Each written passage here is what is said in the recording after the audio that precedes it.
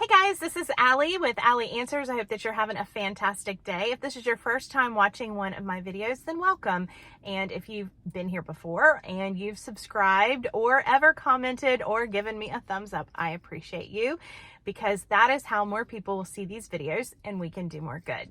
This video is specifically for people that are nearing retirement age or have in fact retired and are considering what their options are. There's been a lot of press about this lately, so I'm going to tell you some things that your adult children would love to tell you but may not feel comfortable telling you. So number one, you may have heard this before, we really probably don't want your stuff. Maybe you have some swords from Spain, or maybe you've got a picture that you got while traveling Europe. We think that's amazing. We're so glad that you had your memories around you over these last few years. But unfortunately, we don't have memories attached to your belongings. And we probably have way too much stuff in our houses right now, and we're trying to figure out what to do with it. So as much as we appreciate that you might want to give us things, we don't really want it. I know this is hard because maybe you've saved that clown painting since I was a child and you're wondering why I don't want it. I have so many reasons why I don't want that painting. This is getting personal. The paintings that we had in our bedroom may bring back great memories and we may want to look at them and talk about them for a moment, but we probably don't want them in our house. We probably don't want the majority of what is in your basement, your attic, and your garage. While we would like the opportunity to answer the question, do you want this?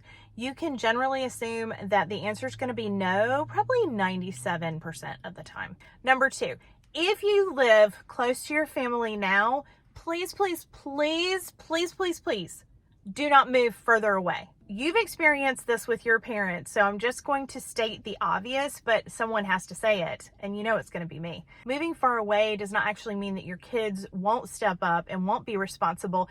It probably means that when they do, it's going to be majorly inconvenient.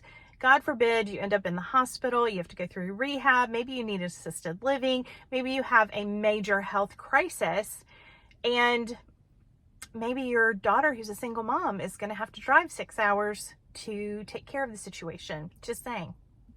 Too personal? Maybe. Here's another one.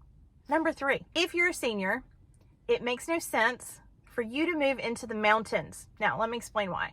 The mountains, at least where I live, is where it snows and where it ices and where driveways are like this and it's dangerous. I do not need you living there if you're a senior. If you're a senior, you need to be at a place like this. You need a place that's safe to walk. And if it's close to family and it's safe to walk, I will give you 2 thumbs up, okay? Your family wants you to be around probably so you can go to the children's baseball games or their plays, or maybe the great grandkids are starting to toddle around and walk and they want you involved in their lives. People want their loved ones involved most of the time. And if you move far away, it is very hard for that to happen. In order to be part of your family's life, you really do need to be close to them. While you might just want to be close to your favorite child, you might want to consider the availability and their attitude towards your assistance. Because while you're making these decisions, you're usually pretty healthy. But as time goes on, in the next 20 to 30 years, things are going to change and you're going to need to be close to people that love you. Your friends who are your same age are not going to be able to take care of you. That's number 4, actually. You may think that your friends or your siblings who are close to your same age are going to be the best people to be your power of attorney or to help take care of you if something happens. But here's the thing.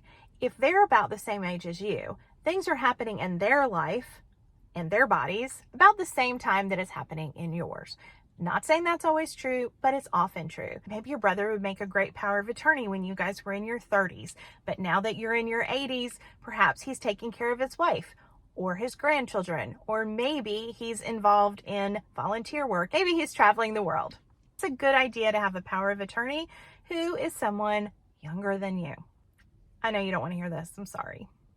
Number 5, don't lie to your family. Don't tell your family that everything's fine if it isn't.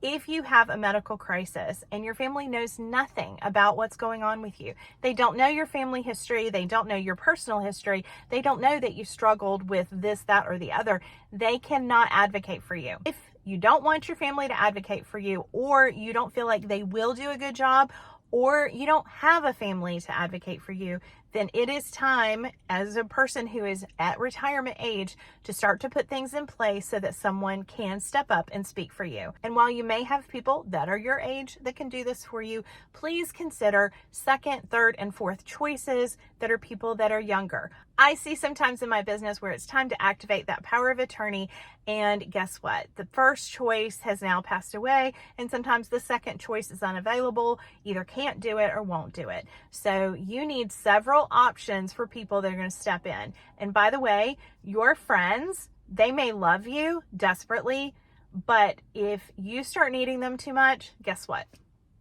Guess they're going to call your family.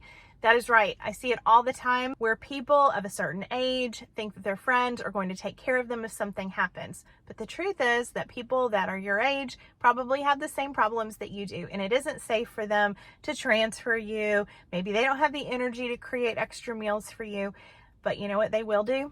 They'll call your kids. Thanks for hanging out with me today. I look forward to seeing you next time. Bye-bye.